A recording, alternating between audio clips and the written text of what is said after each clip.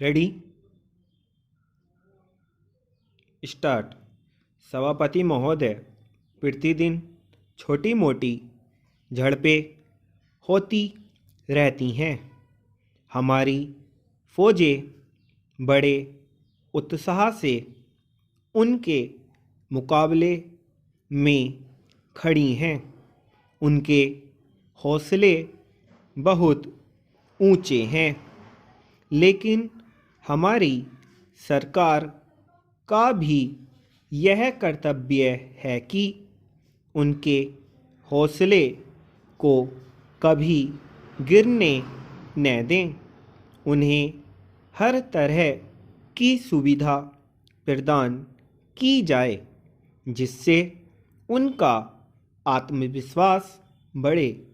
मैं मंत्री महोदय से अनुरोध करूंगा कि सरकार अपनी नीतियों के प्रचार का काम ठीक प्रकार से अपनी फौजों से करे।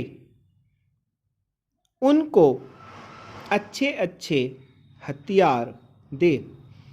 अनुसूचित जातियों और आदिवासी जातियों के आयुक्त ने जो अपना प्रतिवेदन प्रस्तुत किया है, उस प्रतिवेदन को देखने से यह प्रतीत होता है कि इसको तैयार करने में उन्होंने बहुत परिश्रम से कार्य किया है।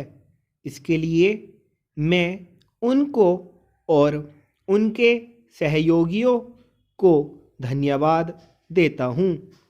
परंतु साथ ही साथ इस प्रतिवेदन के संबंध में कुछ आवश्यक निवेदन भी करना चाहता हूँ। पहली बात तो यह है कि इस प्रतिवेदन को देखने से ऐसा प्रतीत होता है कि इन कार्यों के लिए जिस धन का उपयोग होता है, वह 3 साधनों से उपलब्ध होता है: केंद्र सरकार द्वारा, राज्य सरकारों द्वारा और कुछ गैर सरकारी संस्थाओं द्वारा। प्रतिवेदन के अनुसार जितना धन इन कार्यों पर व्यय करने के लिए दिया जाता है, उतना धन पूरी तरह से व्यय नहीं हो पाता।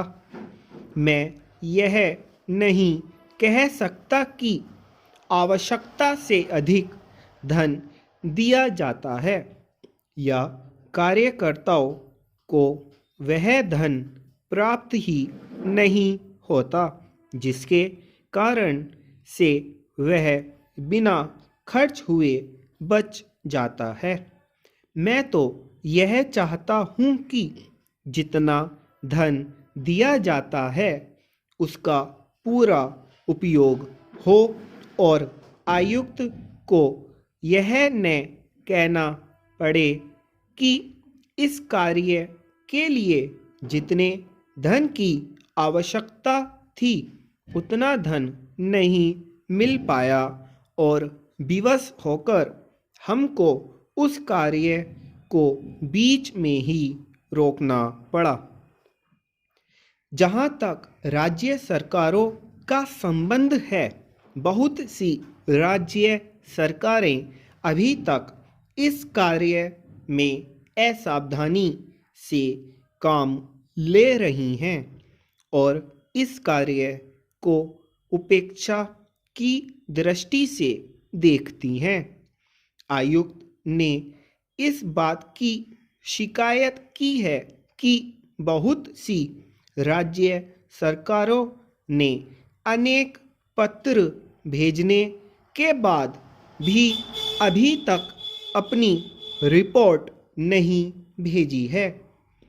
मैं चाहता हूं कि सरकार इस तरफ निष्ठापूर्वक ध्यान दे।